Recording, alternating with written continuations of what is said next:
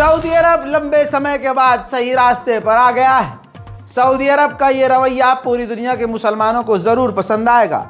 दोस्तों, बताना चाहूँगा कि सऊदी अरब इस वक्त 90 देशों के साथ कर रहा है मीटिंग। विजुअल्स वही है जो मीटिंग कर रहा है। जी हाँ, सऊदी अरब मुस्लिम और अरब दोनों को मिलाकर टोटल 90 मुस्लिम देश हैं, मीटिंग कर रहा है। और इस मीटिंग में मांग की है गाज़ा और फ़िलिस्तीन और लेबनान के आराम के लिए और जंगबंदी के लिए। ख़ासकर फ़िलिस्तीन के मुद्दे के लिए सऊदी अरब ने बयान दिया है और ये स्पेशल मीटिंग की है। पहली बार सऊदी अरब ने खुलकर इजराइल के ख़िलाफ़ बोला है।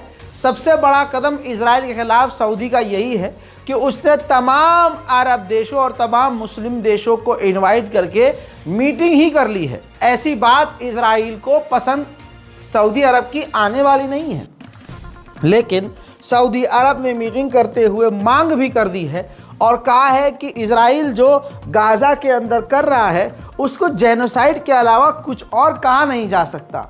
इजराइल को ये जेनोसाइड बंद करना होगा, ये नरसंहार बंद करना होगा। मुस्लिम देशों को सीधा इजराइल से जंगबंदी की मांग करनी होगी। जो सबसे बड़ी बात है, जो सभी लोगों का डर था, उस पर बात करते हुए सऊदी अरब के विदेश मंत्री ने यह तक कह दिया कि हाँ, हम नॉर्मलाइजेशन करने को तैयार हैं, लेकिन उसके लिए जो सबसे बड़ी हमारी शर्त है वो है फ़िलिस्तीन स्टेट। फ़िलिस्तीन को मान्यता दी जाए। अगर फ़िलिस्तीन को मान्यता दी जाएगी, फ़िलिस्तीन को आज़ाद किया जाएगा, तब हम इजराइल से नॉर्मलाइजेशन करेंगे। उसके बिना हम इजराइल के साथ नॉर्मलाइजेशन करने का सोच भी नहीं सकते। Happening now in northern Gaza, where we have a complete blockade of any access for humanitarian goods, coupled with a continuing military assault, without any real pathways for civilians to find shelter or to find safe zones. That can only be described as a form of genocide. It is certainly against humanitarian law, international humanitarian law. I would say certainly normalization with the Kingdom of Saudi Arabia is not just as a risk, it is off the table until we have a resolution to Palestinian state. सऊदी अरब का जो ये रवैया है, Saudi अरब की जो tone है, सऊदी अरब का ये जो मीटिंग करने का उद्देश्य है, ये दुनिया के मुसलमानों को पसंद आएगा। लेकिन अब सऊदी अरब ने अपने मिजाज में इतनी तब्दीली क्यों पैदा की है, उसकी वजह यही है कि पूरी दुनिया ने सऊदी अरब को मीडिया और सोशल मीडिया पर खूब लताड़ा, जिसमें सबसे आगे तुम्हारा भाई था ही। सोशल मीडिया पर खूब आलोचना सऊदी अरब की हुई। पिछले 1.5-2 साल से सऊदी अरब को नंगा किया जा रहा है, जलील पर जलील किया जा रहा है, जिसके बाद अब यह ऑप्शन सऊदी अरब को दिखाई दिया कि भैया अपना पिछवाड़ा बचा लो, जब्बा उठा लो, बहुत दाग लग रहे हैं और बहुत दुर्गति हो रही है। अब भले ही इज्जत बचाने के लिए, लेकिन कम से कम सऊदी अरब ने स्टैंड लिया तो सही। इसीलिए कहता हूं, जो गलत करे उसकी ताकत से मत डरो, तुरंत उसका विरोध करो। मैं पूरी दुनिया के मुसलमानों को मुबारकबाद देता हूं कि आपकी आलोचना और आपके विरोध ने बड़ा खेल कर दिया है और सऊदी अरब को सही रास्ते पर ला दिया है। हालांकि मैं फिर भी सऊदी अरब पर ग्राउंड लेवल पर भरोसा नहीं करता, लेकिन सऊदी अरब के इस कदम की मैं प्रशंसा करूंगा कि बहुत बेहतरीन कदम उठाया है, जिससे इजराइल पर प्रेशर बनेगा। वहीं गाज़ा के अंदर इजराइल ने कमाल अदवान हॉस्पिटल के ऊपर ही बमबारी कर दी है, जिसमें 4 से 5 लोग मारे गए हैं, जिनमें छोटे छोटे बच्चे भी शामिल। उधर सोचिए, कमाल अदवान हॉस्पिटल के 3rd फ्लोर पर उसने रॉकेट दागे हैं, मिसाइल दागी है, जिसमें 3rd फ्लोर पर WHO ने अभी 5 दिन पहले ही दवाइयाँ और मेडिकल एड भेजी थी, वो 3rd फ्लोर पर रखी थी कमाल अदवान हॉस्पिटल के। इजराइल की बमबारी में उन तमाम दवाइयों में आग लग गई है, लोग अलग से मारे गए। कमाल अदवान हॉस्पिटल के डायरेक्टर ने यह भी बताया है कि इजराइल के खतरनाक बमबारी की वजह से जो सर्जिकल ऑपरेशन चल रहे थे, जो हम मरीजों के ऑपरेशन कर रहे थे, वो रुक गए हैं, क्योंकि इजराइल लगातार हमारे अस्पताल पर बमबारी कर रहा है। कमाल अदवान हॉस्पिटल के डायरेक्टर ने टूटे हुए दिल और टूटी हुई उम्मीद से एक वीडियो बनाकर दुनिया से अपील की है कि मदद करो, हमारे लिए आवाज़ उठाओ, हमारी मदद करिए कि इजराइल ने हमारे अस्पताल को चारों तरफ से घेरा हुआ है और चारों तरफ से हमारे अस्पताल पर बमबारी कर रहा है और अस्पताल में मरीज है। أي حد ممكن له علاقة بالجراحات يتوجه إلى مستشفى كمال عدوان. ما في عندنا أي طبيب يعني بيعمل في المجال الجراحي. طبعا عندي عشرات الإصابات بعد مجزرة قبل قليل حصلت في عائلة أبو نصر. طبعا بحاجة ماسة جدا لأي طبيب.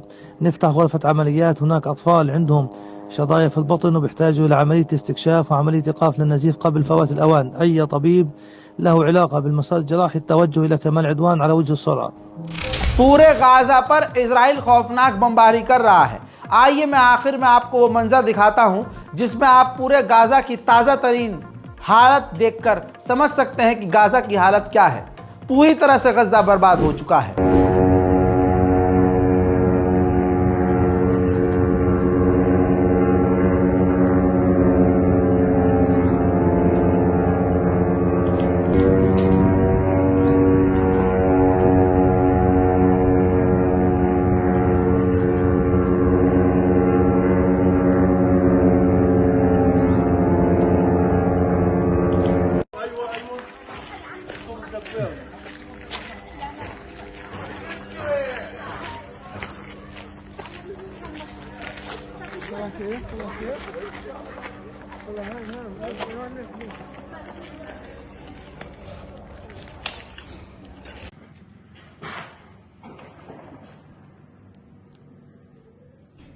अल्लाह अकबर।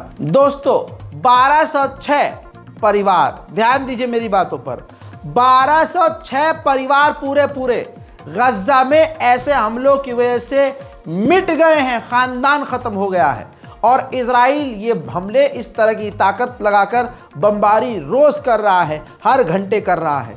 उम्मीद करता हूँ कि आप दुआ ज़रूर करेंगे। मेरे दोस्तों कमेंट आया था अभी 5-6 दिन पहले और एक इंसान ने आज जो है मेल भी किया है कि रज़ा भाई जो हम गाज़ा और फ़िलिस्तीन की मदद के लिए जो रकम भेजते हैं वो आप एक बार गए थे, उसके बाद आप गए कि नहीं। उसके बाद दोस्तों मैं 2 बार गया हूँ, उसके बाद भी मैं 2 बार गया हूँ। लेकिन बीच में आपको याद होगा किसी इन्फ्लुएंसर ने वीडियो बनाया था, रील बनाया था, जिसके अंदर उसने ऑडियो जो है फ़िलिस्तीन का यूज़ किया और उसने फ़िलिस्तीन एम्बेसी के बाहर का व्यू दिखाया, फ़िलिस्तीन एम्बेसी के अंदर जाता हुआ और अंदर कुछ रकम देता हुआ उसने वीडियो बनाया। दिक्कत ये हो गई कि वो वीडियो सोशल मीडिया पर वायरल हो गया, जिसके बाद फ़िलिस्तीन अथॉरिटी, फ़िलिस्तीन की जो एम्बेसी है वो बहुत ज़्यादा सख्त हो गई। बड़ी मुश्किल से फ़िलिस्तीन अथॉरिटी दिल्ली में भारत में काम कर रही है। और हमसे जब बात करी एम्बेसडर ने तो उन्होंने ख़ुद कहा कि आपके मुल्क के रिश्ते इजराइल के साथ हमसे ज़्यादा बेहतर हैं, जिसकी वजह से हम नहीं चाहते कि ये सब चीज़ें डिस्क्लोज़ हों कि कौन कौन से देश हमारी यानी फ़िलिस्तीन की मदद कर रहे हैं, ताकि अगर इजराइल को पता चल जाए कि भाई इतनी रकम सिर्फ यहीं से मिल रही है तो वो उस देश पर प्रेशर बनाएगा। मैंने आपको ये 2-3 महीने से बात नहीं बताई थी, मजबूरन आपको बता रहा हूँ। इसके बाद कभी भी एम्बेसी के अंदर जो मेन एम्बेसडर का रूम होता है, ऑफिस कैबिन होता है, वहाँ पर वीडियो शूट करना अलाउ नहीं होता है, आप बना ही नहीं सकते। हाँ, फ़ोटो क्लिक कर सकते हैं, लेकिन अब वो फ़ोटो भी मना कर दिया गया है, पहली बात। और दूसरी बात यह है कि अब हद ये हो गई है कि फ़िलिस्तीन एम्बेसी के अंदर आप जाकर वीडियो नहीं बना सकते, आप गेट के बाहर भी नहीं बना सकते। अगर आपने एक फ़ोटो ले लिया जल्दी में तो वो बात अलग है, लेकिन आप व्लॉग या वीडियो नहीं बना सकते, वरना आप खुद भी भारत की राजधानी दिल्ली पहुंचिए, आप एम्बेसी फ़िलिस्तीन की पहुंचिए, आपको वहां गार्ड मना कर देंगे। ये आपकी सेफ्टी के लिए नहीं, बल्कि ये फ़िलिस्तीन एम्बेसी और उनके कार्यकर्ताओं के लिए जो काम कर रहे हैं उनकी सेफ्टी के लिए। वरना इजराइल के संबंध भारत के साथ बहुत बढ़िया हैं। अगर भारत पर प्रेशर बना दिया इजराइल ने कि भाई साहब ये बंद करो, और आपके यहाँ से बहुत पैसा मिल रहा है फ़िलिस्तीन को, और इजराइल को ये बात पसंद आएगी नहीं, इसी वजह से आप खुद जाएंगे तो आपको भी वो वीडियो बनाने नहीं देंगे। लिहाजा आप वहाँ जा सकते हैं, खुद मदद दे सकते हैं। हाँ, ये ज़रूर है कि मैं आपको चंद रोज़ के अंदर जो रिसिप्ट होगी जो हमें वहाँ से मिलेगी, अभी हमें रफ़ कॉपी मिली है, जो रिसीविंग हमें मिलेगी, जो फ़िलिस्तीन की जो रिसीविंग मिलेगी हमें चंदे की, वो मैं आपको ज़रूर दिखाऊंगा।